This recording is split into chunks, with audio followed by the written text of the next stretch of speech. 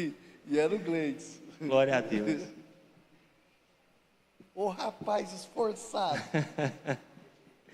Irmãos, eu quero primeiramente boa noite, né, a todos. Glória a Deus.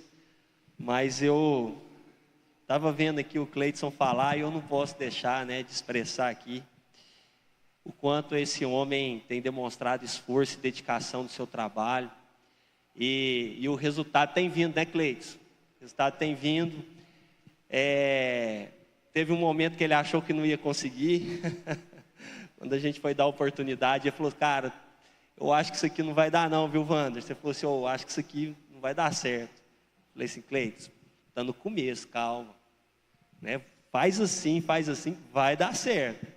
E hoje é recorde de vendas, né? Então, assim, o Cleiton é uma pessoa assim, extraordinária, não só aqui, né, na obra do Senhor, mas na sua vida profissional também tem sido um homem bem determinado, como o pastor Elton falou, e eu não tenho dúvida disso, eu tenho certeza que ele passou lá. Às vezes você está aqui ouvindo, irmãos, ele deve ter passado na sua casa também, viu? Tenho quase certeza que ele passou na sua casa, porque esse homem já rodou a cidade inteira. Então, glória a Deus.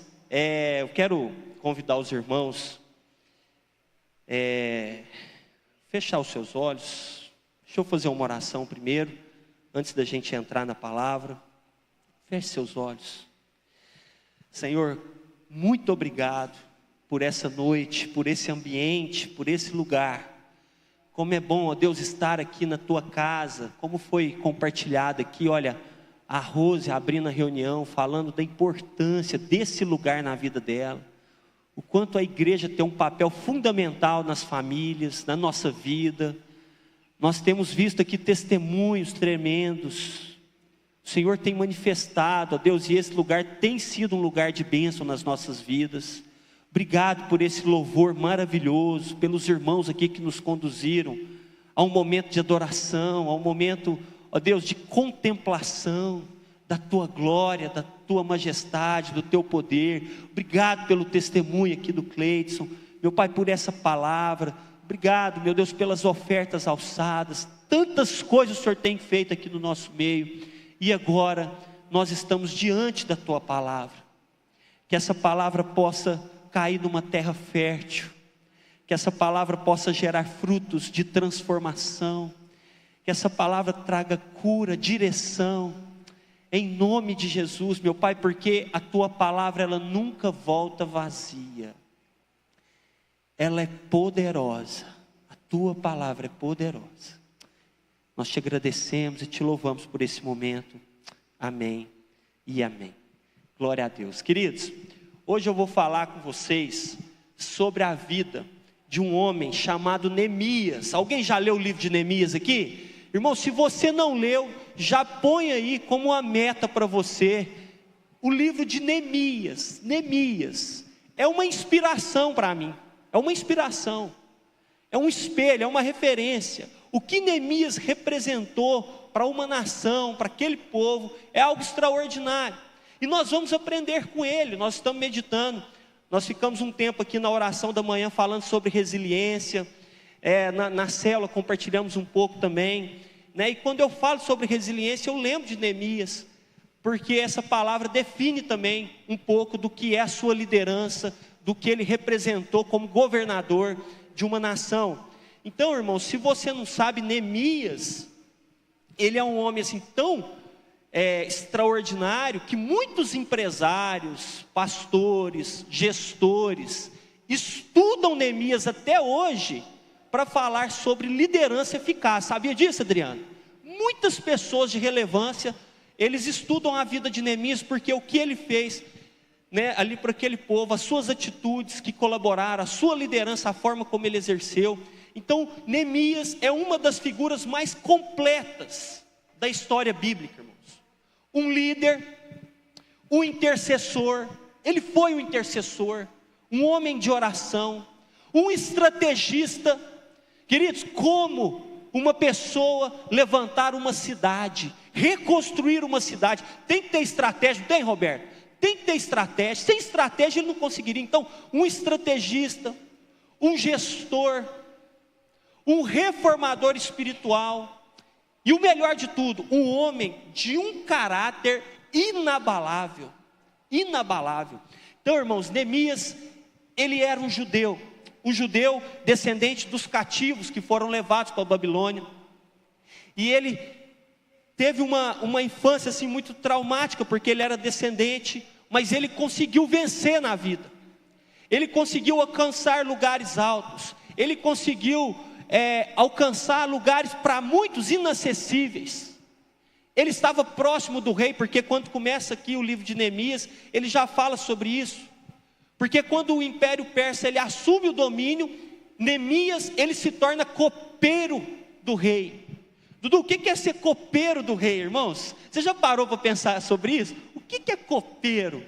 Às vezes a gente pensa que o copeiro ele é só um garçom, um simples garçom, mas é muito mais do que isso, irmãos. O copeiro é uma pessoa assim de confiança do rei. Ele, olha para você ver, ele era responsável, Davi, de provar a comida do rei, sabia disso? O copeiro era responsável de provar a comida do rei. Sabe por qual motivo, irmãos? Para proteger o rei de envenenamento. Ou seja, se tivesse que morrer, morria o copeiro. Mas ele provava a comida do rei por conta disso. Ou seja, quando você vê o que ele exerce, aqui nós temos um homem de confiança absoluta. Isso não se adquire da noite para o dia, irmãos. Isso é com o tempo. Isso é com o seu testemunho. Um homem de confiança absoluta do rei. Um homem que tinha um acesso direto ao rei. Alguém de uma influência ali no palácio. Ele tinha uma influência muito forte. Então, se você for ver a partir do verso 1, eu não vou ler toda a história, mas a partir do verso 1 vai falar que ele estava em Suzã. Suzã, ele servia no palácio do rei. Era um lugar de um ambiente confortável, um ambiente estável, distante de todos os problemas. Então ele estava ali no palácio muito tranquilo, muito tranquilo. A vida dele, ele já era um cara estabilizado. Mas ele teve uma notícia de que o seu povo estava debaixo de humilhação. O seu povo estava debaixo de vergonha. Aquilo mexeu com ele, irmãos. Aí, ele não desprezou a dor do povo. Ele não desprezou o sofrimento do povo. O que Neemias fez, irmãos? Ele sofreu com aquela situação, porque ele recebeu uma notícia de que o seu povo estava sofrendo. E eu quero te perguntar aqui, meu irmão, quando você recebe uma notícia de alguém da sua família que está sofrendo, de alguém que você conhece, como que isso como que você recebe isso? Como que isso mexe com você? Será que você já se tornou uma pessoa insensível, a ponto de não se atentar à necessidade do próximo? Mas Neemias, ele poderia muito bem virar as costas, às vezes falar, nossa, que coisa, eu vou fazer uma oração, eu vou interceder por esse povo, mas não, irmãos, aquilo mexeu com ele. Ele não poderia sair daquele lugar para ir para a cidade, mas ele foi incomodado por aquela situação, e por isso ele agiu. Depois nós vamos ver sobre isso, mas um judeu, que estava longe da sua terra, recebeu uma notícia lá, que abalou a sua estrutura. Mas quando ele ouve isso, irmãos, ele não só sente, ele não só se compadece, mas a Bíblia diz que ele ora, que ele jejua, que ele pede uma direção, que ele vai até o rei, e ele fala, rei, eu preciso ir até o povo. Irmãos, aliás, ele nem falou, o rei percebeu no semblante dele que ele estava triste. E falou, o que você está triste? Você não é assim? Ele falou assim, como que eu fico feliz? O meu povo está em opróbrio, o meu povo foi saqueado. E naquele momento, ele recebe autorização do rei para ir até a sua cidade que estava destruída. E aí, irmãos, quando ele vai, é igual o Cleiton falou aqui, a gente pensa que tem vida fácil, não tem não. Quando ele vai, ele enfrenta oposição, ele enfrenta crítica, ele enfrenta ameaça, ele enfrenta o desânimo do povo, ele enfrenta as circunstâncias ruins. Então quando ele decide, irmãos, aí que ele arruma problema para a vida dele. Porque se ele fica no palácio, estava tranquilo, ele não tinha problema. Se ele fica no palácio, a vida dele estava em paz.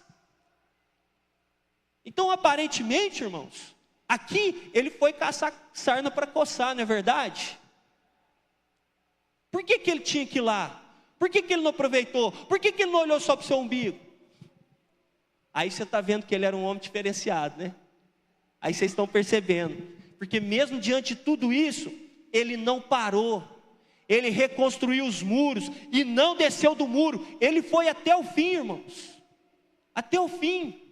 Se você for ver o comportamento dele, a forma como ele liderava as pessoas, no livro de Neemias capítulo 5, irmão, você vai ver o exemplo dele. Ele punha o povo sentado na mesa para comer junto com ele. Os governadores anteriores saqueavam o povo, cobravam impostos caros, não dava comida para o povo. Neemias fez tudo diferente, irmãos. Pelo contrário, ele pôs a mão na massa. Ele foi uma referência para aquela nação. Então, a gente vê que de fato, Neemias, ele se mostra uma pessoa determinada. Quando você olha para o livro de Neemias, você vê uma cidade que estava totalmente destruída, ser reconstruída em 52 dias. Em 52 dias. Você vê que ele reconstrói não só cidade, não só muro, não só portas, mas ele reconstrói uma organização espiritual, a vida social do povo. Ele restaura a adoração. Ele restaura a identidade do povo de Deus. Ou seja, o seu posicionamento refletiu toda uma nação. Aí você fala assim, Dudu, você está falando só de Neemias, ele fez tudo sozinho? Não. Em todo o tempo, Neemias precisou de pessoas. Todo o tempo. Desde quando ele recebeu a notícia que ele teve que falar com o rei. Ele precisou de pessoas para ir, ele precisou de pessoas para ajudar. Mas quem teve a intenção, quem deu o primeiro passo foi Neemias. E aí, irmãos, a gente vê que por causa da sua atitude, uma nação foi transformada, porque ele teve um posicionamento diferente. Mas eu te pergunto, o que ele fez de extraordinário?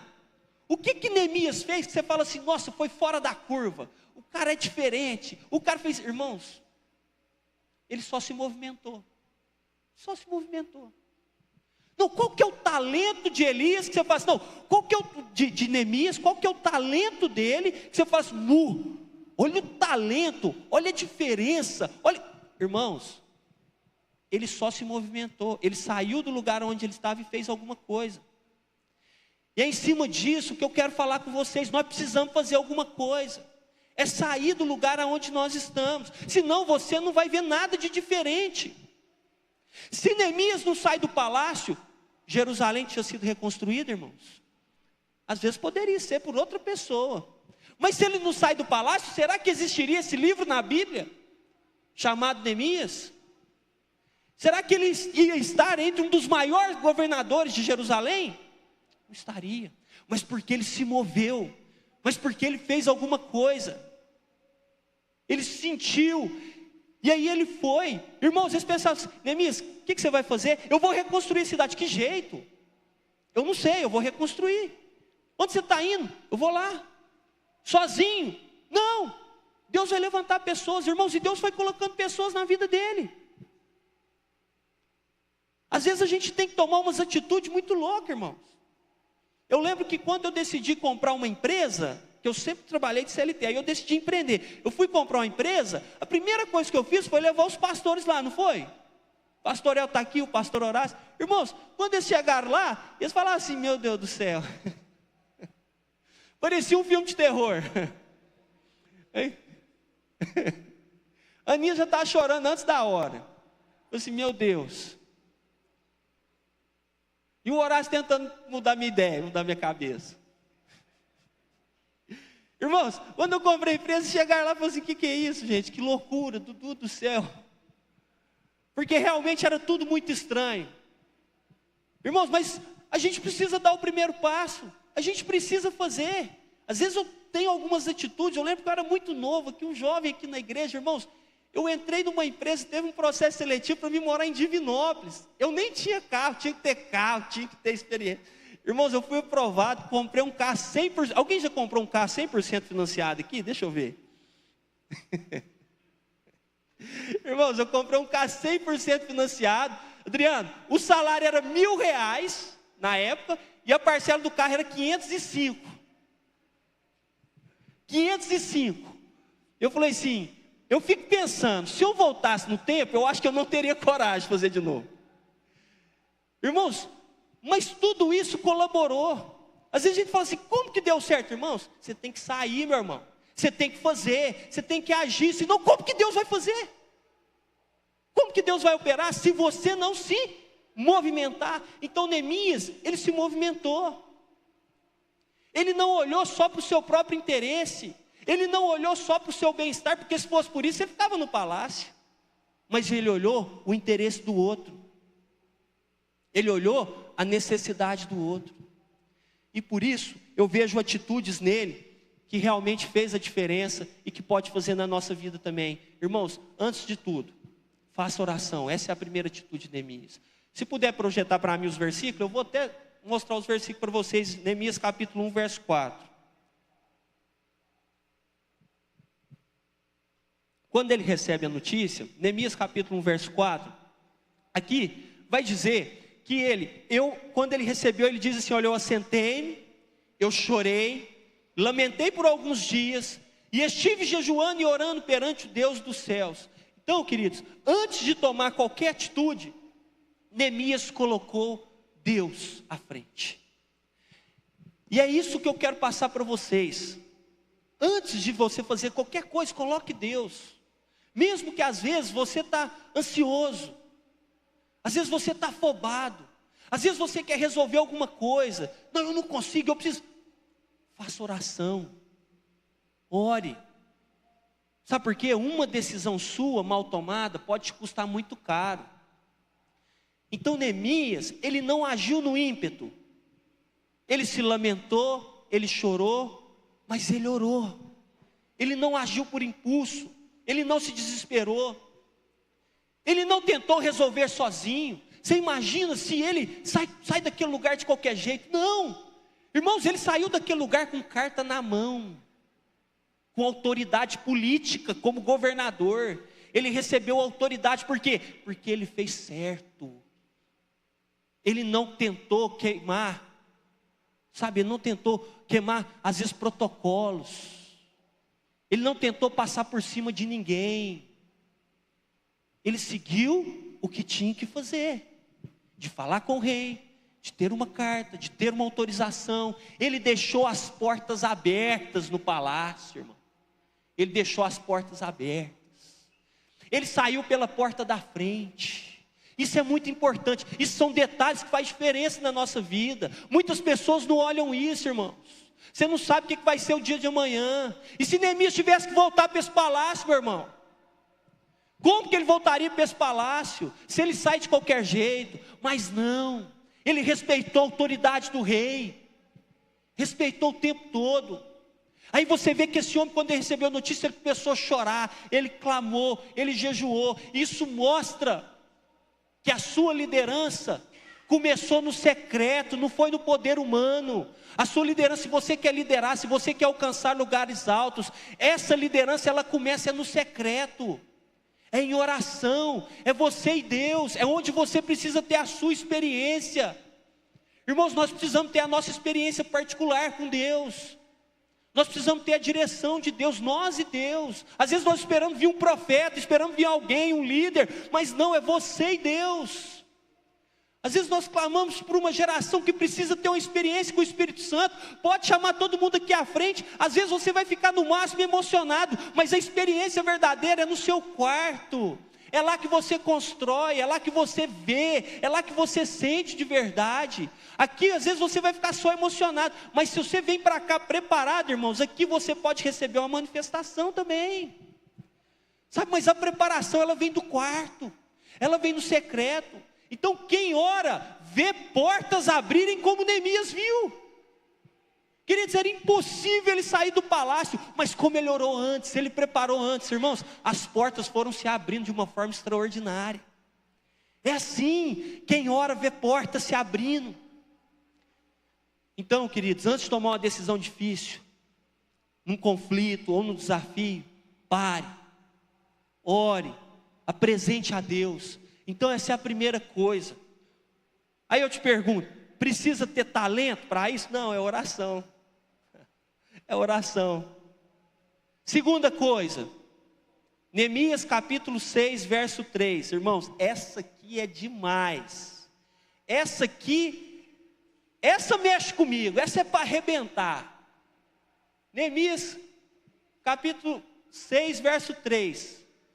Por isso enviei-lhes mensageiros com essa resposta: estou executando uma grande obra e não posso descer. Por que parar a obra para ir encontrar-me com vocês? Irmãos, escuta aqui. Vocês lembram que eu falei que Elias enfrentou oposição? Sambalá e Tobias, enviados do inferno, viu, Cleide? Você falou dos enviados do inferno, está aí. Sambalá e Tobias. Sambalá e Tobias, irmãos, eles, no capítulo 2 de Neemias, eles estavam zombando de Neemias, rindo da cara de Neemias. Agora no capítulo 6, eles estão preocupados com Neemias. Aqui, Neemias representa uma ameaça para eles. Mas no capítulo 2 ele era só um palhaço. Mas agora ele é uma ameaça. Já viu quando você começa as coisas, as pessoas riem de você, as pessoas não acreditam em você, e na hora que vê que o projeto está ficando grande, ela fala assim: não, eu não posso deixar isso acontecer. Aí se levanta a oposição, porque aí você vai se tornar uma ameaça. E aí, irmãos, eles falaram assim: chama Neemias, que eu quero conversar com eles. O que Neemias respondeu? Cadê, irmão? Verso 3. Verso 3. Olha o que Neemias respondeu. Verso 3. Estou executando uma grande obra e não posso descer. Escuta, lute a batalha certa, não perca o foco e nem se distraia. Aprenda isso. Põe isso na sua vida. Às vezes você está lutando a batalha errada. Tem muita coisa tentando tirar o seu foco. Tem muita coisa tentando te distrair. Tem muita coisa que está te tirando da presença. Nós precisamos analisar o que está acontecendo com a nossa vida. Irmãos, Neemias foi atacado por Sambalá e Tobias. Aqui eles estão tentando intimidar ele. Aqui eles estão chamando ele para conversas inúteis. Eles criaram fake news contra Neemias. Mas o mais importante é que nada disso tirou o foco dele. Isso aqui poderia ter abalado ele, mas isso não tirou o foco dele. Sabe por quê, irmãos? Quem é resiliente não perde tempo com distrações, não perde tempo com discussões bobas, não perde tempo com brigas desnecessárias. Às vezes tem pessoas entrando em brigas, em discussões, que eu falo assim: meu Deus, tanta coisa importante para fazer, tanta situação assim para você resolver. Você está brigando, você está discutindo com pessoas que você fala assim: em que vai dar isso? Em nada.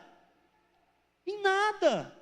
Às vezes você tem que analisar o tipo de conversa que você está entrando. Você fala assim: gente, será que vale a pena? Será que vale a pena o meu esforço, a minha energia, nessa situação que eu estou vivendo? Por isso que eu estou falando, tem muita coisa que está tentando distrair. Então, irmãos, aqui, quando nós estamos aqui na igreja, quando nós investimos, quando nós caminhamos com o Senhor, nós estamos construindo algo grande. Você crê nisso? Nós estamos construindo algo grande. Então, não desça para responder os ataques. Você não precisa descer para responder os ataques, porque eles estão tentando tirar o seu foco. Às vezes você está empenhado em fazer alguma coisa e você está recebendo alguma crítica. Irmãos, tem muita coisa que está tentando tirar o seu foco. Mantenha o foco no propósito que Deus te deu. Mantenha o foco na visão que Deus te deu. Não lute as batalhas erradas. Davi, quando ele propôs no seu coração lutar contra Golias, levantou uma turma lá e foi pôr nele a armadura de Saul, irmãos. Falou assim: coloque essa armadura. Deu certo? Não deu. Tem muita pessoa que está querendo trajar você de coisas que não é para você. Não faz parte da sua vida. Sabe, você pode ver que Davi se posicionou, ele falou assim: não.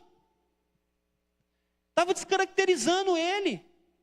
Estava tirando o seu poder de movimento, o seu poder de reação, não podia. Por isso ele foi em nome do Senhor dos Exércitos. Lutou a batalha certa, mas o povo estava direcionando ele para lutar a batalha errada. Então, esse é mais um ponto que eu vejo na vida de Neemias. Sabe, ele não perdeu o foco. Outra coisa, assuma as suas responsabilidades. Ele assumiu a responsabilidade. Queridos, ele deu a cara para bater. Ele assumiu a bronca. Ele que tomou a iniciativa para reconstruir a cidade. O que ele ganhou com isso, irmãos?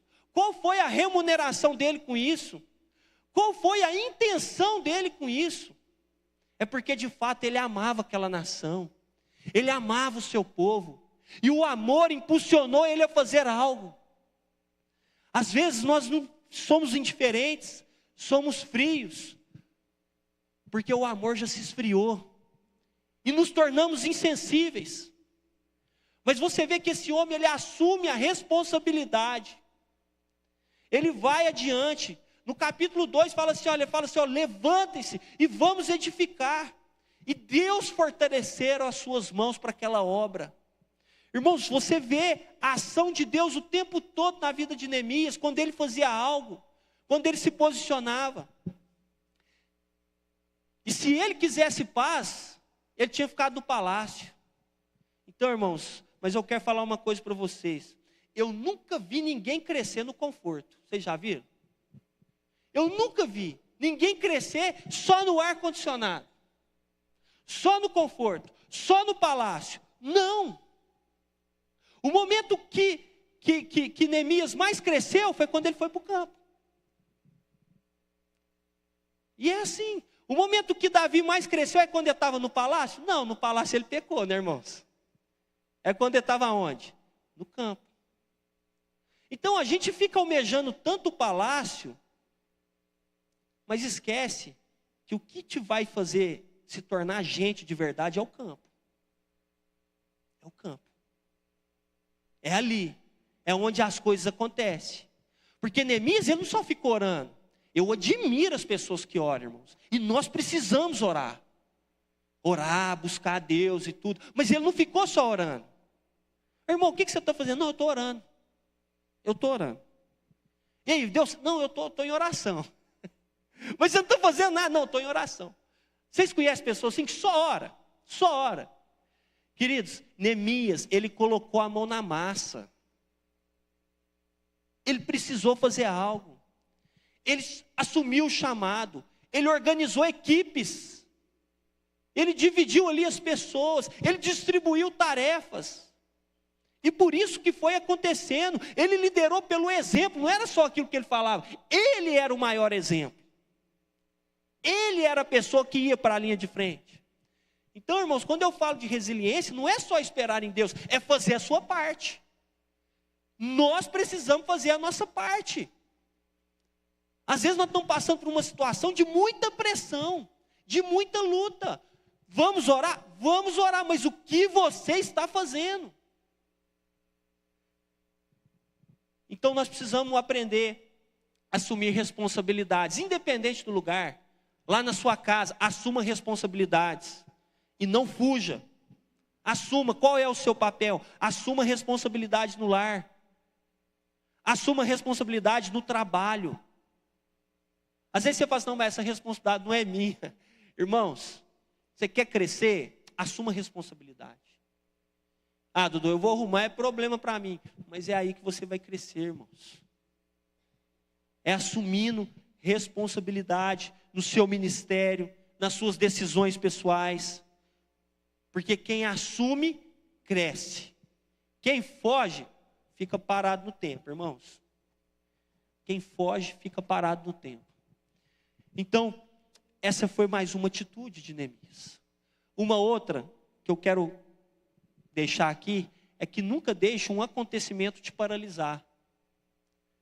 Às vezes, acontece algumas coisas na nossa vida que vêm para paralisar. Às vezes uma perda, ou se não, alguma frustração, ou uma traição, ou uma injustiça, como o irmão ali relatou aqui, uma injustiça, que ele pode falar assim, não compensa não, vou mexer com isso aqui mais não. Não, não vale a pena não. Olha aí para você ver, eu trabalho o dia todo debaixo do sol e tal. Não, isso aqui, não, larga isso aqui. Irmãos, você imagina? Então tem muitas situações que poderia paralisar. Lá no capítulo 4 de Neemias, sabe o que aconteceu, irmãos? Eles foram ameaçados de morte. Ele falou assim, pode parar, porque nós vamos matar todo mundo. Aí você fala assim, agora paralisou. Agora vai ter que parar mesmo, porque a ameaça, eles subiram a régua. Agora o tom mudou. Então, irmãos, eles sofreram uma ameaça de morte. E naquele momento, Neemias começou a orar a Deus. Neemias orou, e ele não somente orou, ele preparou os guardas, e ele colocou guardas armados em cada território. Por que eu estou falando isso, irmãos? Porque ele se deparou com as ameaças. Quando o povo recebeu a ameaça, todo mundo desanimou. Falou assim, Neemias, vai me desculpar, mas agora não dá para continuar. Porque eu tenho minha família, eles vão me matar. Então assim, irmãos, ele teve que lidar com as ameaças, teve que lidar com o desânimo do povo, teve que lidar com a oposição, porque eles intensificaram os ataques. Mas ele não parou. Não parou. O que ele fez? Ele ajustou a estratégia, ele fortaleceu o povo e seguiu. Sabe, querido, se a gente parar, nós vamos morrer. Nós vamos morrer. Não pare. Às vezes aconteceu coisa com você em alguma área, às vezes uma reprovação, às vezes uma decepção, não sei, mas que fez você parar.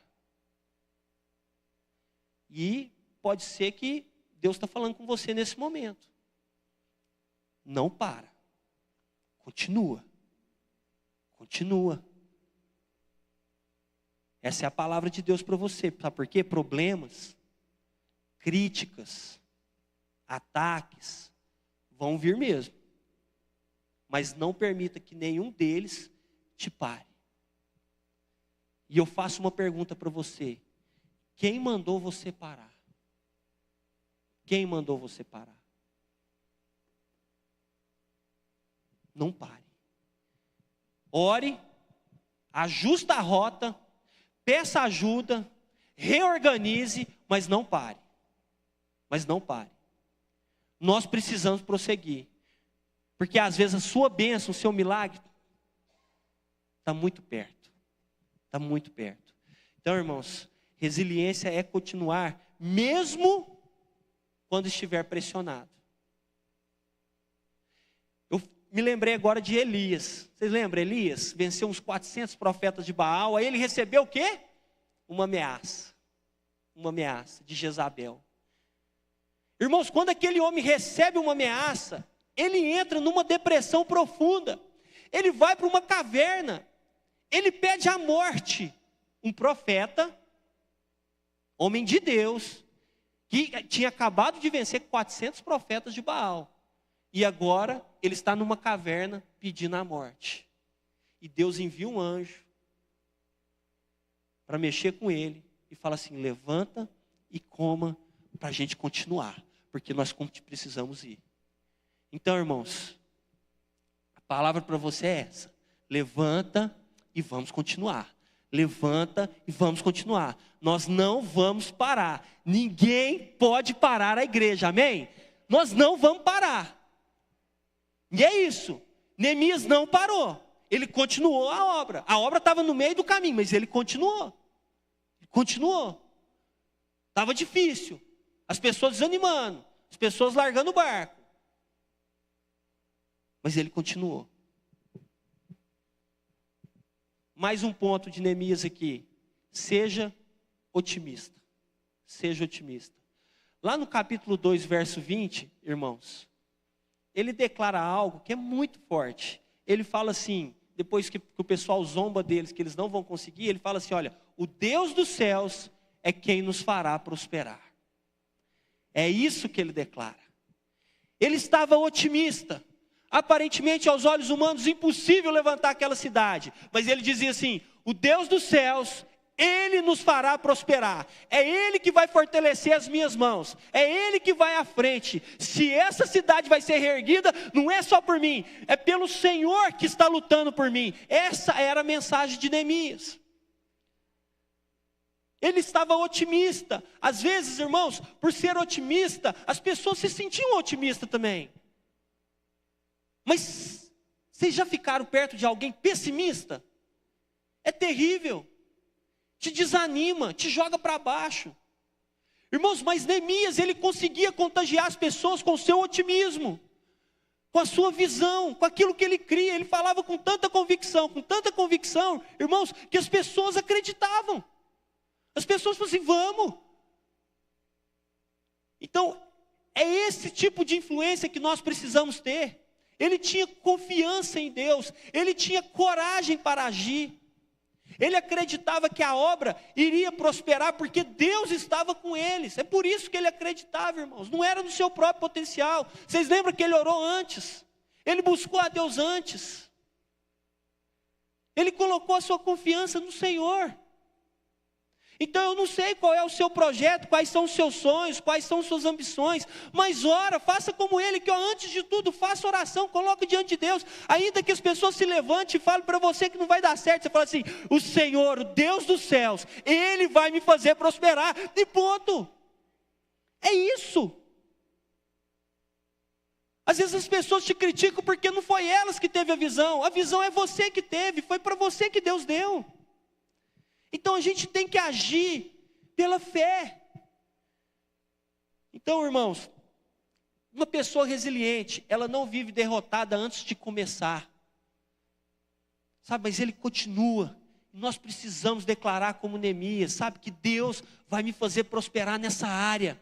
Eu não sei qual é a área que você está pensando, eu não sei qual é a área que você está lutando, mas você tem que declarar igual ele, Deus vai me fazer prosperar nessa área, Deus vai me fazer prosperar nos meus relacionamentos, Deus vai me fazer prosperar nessa empresa, Deus vai me fazer prosperar na minha família, na minha casa.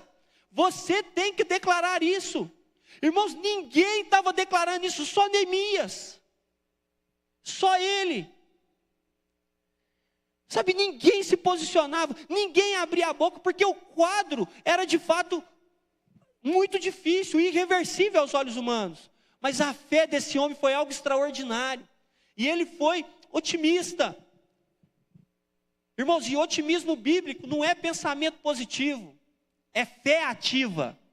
É isso, é fé ativa, não é pensamento positivo. E é isso que ele demonstra aqui. Eu fico pensando, Moisés enviou 12 espias para olhar a terra. Tinha lá Josué e Caleb e mais 10 espias. Irmãos, os 12 foram olhar a terra. Os 12 voltaram. E tivemos dois tipos de relatórios, um pessimista e um otimista. Quando eles voltaram, Moisés perguntou, o que vocês viram?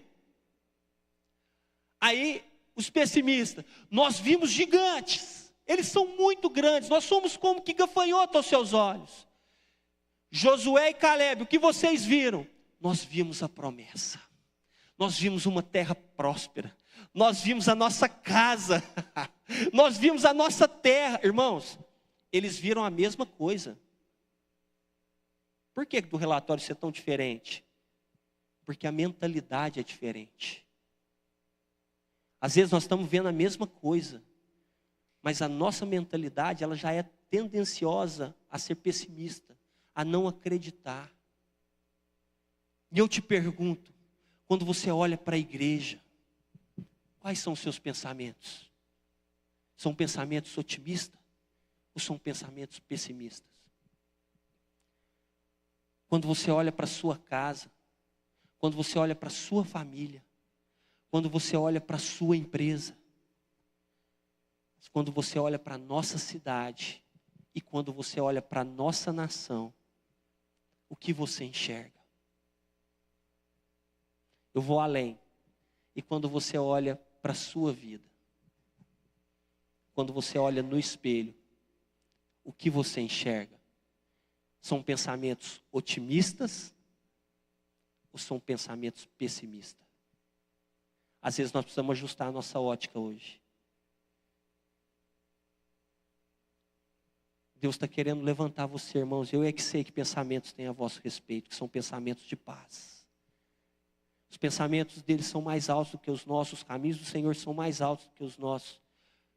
Pode ser que você está olhando para si mesmo e você está enxergando um derrotado, uma pessoa que não deu certo, uma pessoa fracassada. Mas eu quero te dizer que o Senhor olha para você e vê a criação, o melhor da criação, a menina dos olhos dele. Um vencedor, um conquistador. Deus acredita em você, irmãos. Deus continua acreditando em você. Então nós precisamos pensar sobre isso. Ser mais otimista diante das situações que se apresentem a nós, como foi com Neemias. Irmãos, Neemias, ele buscou a excelência. Ele eliminou a mediocridade. Ele eliminou a preguiça. Lá no capítulo 4, verso 6, vai dizer que assim eles edificaram um muro, porque o povo tinha ânimo para trabalhar. Oh, glória a Deus, o povo tinha ânimo para trabalhar. Porque o povo tinha ânimo para trabalhar. Irmãos, isso é tremendo. Nós temos que orar por isso, irmãos. Porque hoje, infelizmente, nós vivemos numa geração de gente preguiçosa. De gente que não quer trabalhar. De gente que quer as coisas fáceis. Que Deus nos livre de toda preguiça em nome de Jesus, irmãos. Isso é um demônio que está aprisionando as vidas. Não pode um trem desse. E a gente vê que Neemias, ele trabalhava com gente disposta. Gente disposta. Era gente que queria.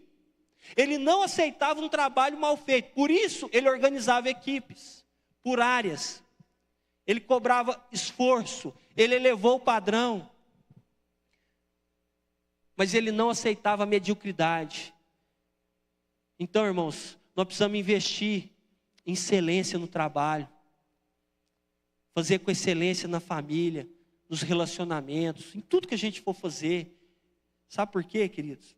O caminho do crescimento é a excelência. O caminho do crescimento é a excelência. Se você quer crescer, faça com excelência. Faça o seu melhor. É só isso. Até agora, desde o início da palavra, o que eu falei demais aqui de Neemias? O que eu falei de extraordinário, como eu disse? Qual que é o talento máximo dele? Irmãos, ele só fez o que tinha que ser feito. Se a gente fizer o arroz com feijão bem feito, nós vamos ser bem-sucedidos. Se você fizer o arroz com feijão lá na sua casa, no seu trabalho, na igreja, irmãos, faça bem feito e vai dar certo. E vai dar certo. O problema é que a gente complica tudo. Somos nós que complicamos. Somos nós que inventamos. Não precisa, faça bem feito. O básico bem feito é o suficiente. E você vai ver que você vai alcançar os lugares altos, irmãos. Comece a olhar para os exemplos bons. Para de ficar olhando para o mau exemplo, para a mediocridade. Olhe para os bons exemplos. Quem é a sua referência hoje? Já parou para pensar nisso? Quem é a sua referência hoje? Quem é a pessoa que você olha e fala assim, não, essa aí é a minha referência hoje. Essa é a minha referência. Você já parou para pensar nisso? Todos nós temos uma referência. Mas quem é a sua referência? Será que nós podemos dizer, como o apóstolo Paulo, pode olhar para mim. Pode olhar para mim, não tem problema não. Olha para mim. Eu assumo essa responsabilidade, olha para mim. Paulo falava desse jeito, irmãos. Hoje nós vivemos numa geração que o povo tem tanto medo disso, que eles falam assim, olha para Jesus. Olha para Jesus, porque aí você não erra. É fácil falar olha para Jesus, não é, irmãos? É fácil. Mas falar olha para mim, é fácil? Pode olhar para mim que você não vai errar. Aí o desafio é grande, não é? Mas é esse tipo de gente que nós precisamos. É de pessoas que chamam a responsabilidade, que falam assim, pode olhar para mim. Aqui não é que é perfeição, mas tem disposição tem vontade, tem determinação, tem um coração quebrantado, humilde. Então nós precisamos buscar isso, saber quem é a nossa referência. Porque, irmãos, só deu certo porque ele deu um basta na preguiça. Ele levantou pessoas que tinham ânimo para trabalhar. E que Deus coloque pessoas assim no nosso caminho, amém, irmãos? Que assim seja. Porque se tem uma coisa que me tira a paciência, é o tal da preguiça, irmão. Meu Deus do céu, é ruim demais. Não é, pastor El? A preguiça. Você vai fazer a pessoa com má vontade, a pessoa não quer fazer. E aí eu quero concluir essa mensagem. Se a equipe de louvor já quiser se posicionar. Mas esse é o último conselho de Neemias para nós, irmãos. Esteja sempre debaixo de uma cobertura espiritual. Vocês lembram que eu falei no começo lá do rei? O tanto que ele respeitava o rei, o tanto que ele entendia os processos, o tanto assim, que ele fez certinho, ele não queimou etapas. Aí quando você chega no capítulo 8 de Neemias, ele consegue reunir todo o povo numa praça pública,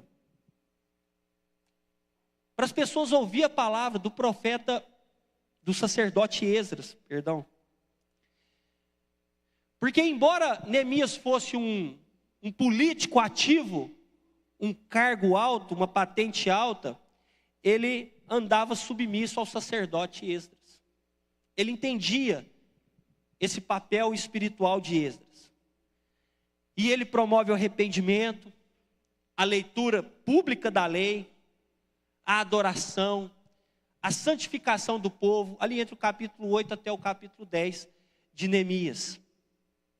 Então, irmãos, Neemias não trabalhou sozinho. Ninguém faz nada sozinho. Põe isso na cabeça de vocês. Ninguém faz nada sozinho.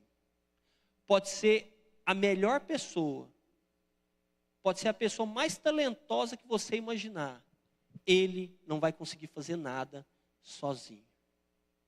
Nós precisamos de pessoas. Se você almeja qualquer coisa na sua vida, põe isso na sua cabeça. Você precisa de pessoas.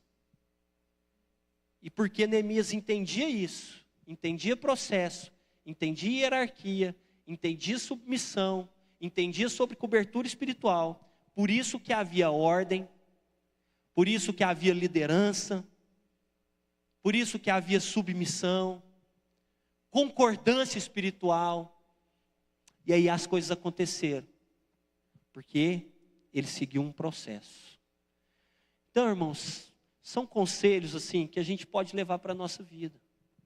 É uma palavra prática, mas assim que pode trazer uma transformação profunda na sua vida e na minha vida, em nome de Jesus. Amém? Vamos ficar de pé para a gente adorar o Senhor.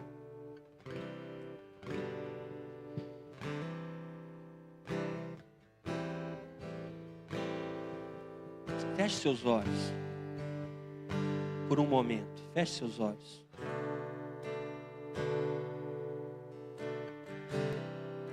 Às vezes, alguma parte dessa palavra, alguma coisa que eu falei, você se identificou, fez sentido para você em alguma área da sua vida.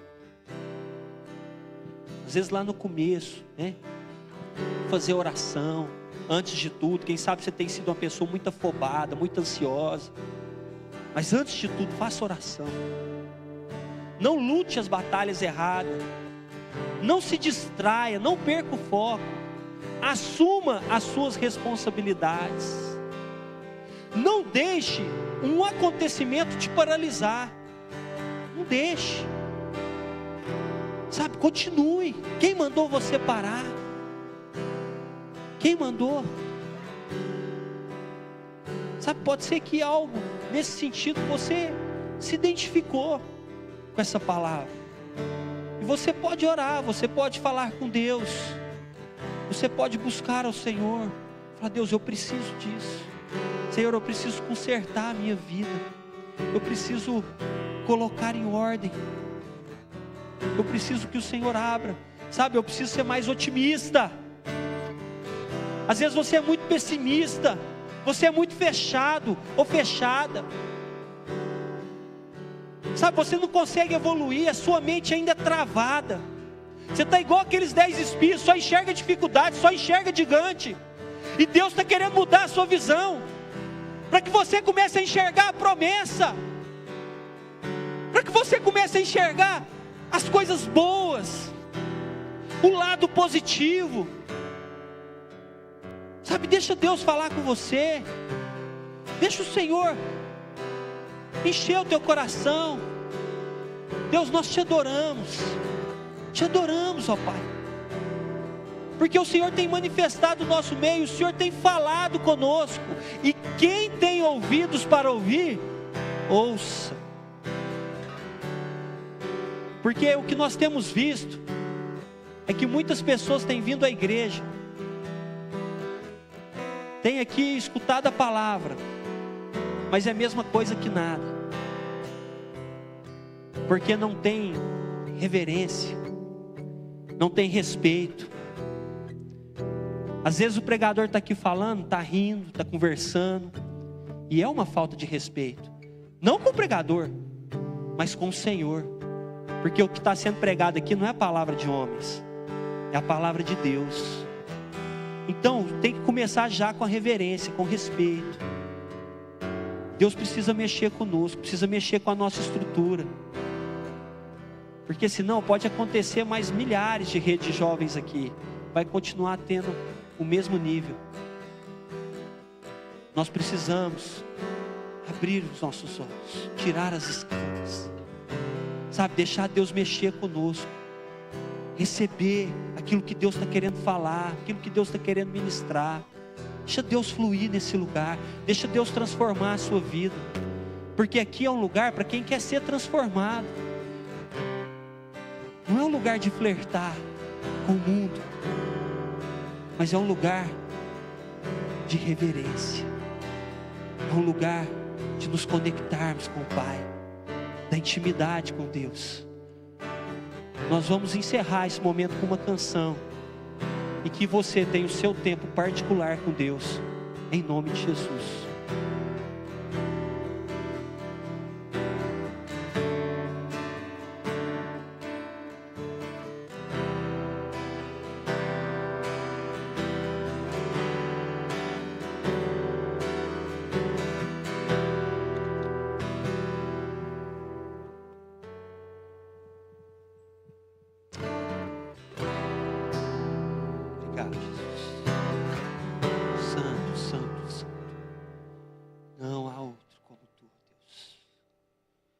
Ti seja a honra, a glória e o poder para sempre. Nós queremos exaltar o teu santo nome, ó Pai. Que o Senhor esteja mexendo conosco, ó Pai, na nossa estrutura, no nosso interior, na nossa alma. O Senhor tem liberdade para isso, ó Pai. Mexe com a tua igreja. Esteja renovando a fé, renovando a esperança. A alegria do Senhor, a alegria do Senhor, transborde nesse lugar em nome de Jesus. E eu vou construir minha vida em Ti, Tu és meu fundamento, e eu vou confiar somente em Ti, não vou ser abalado.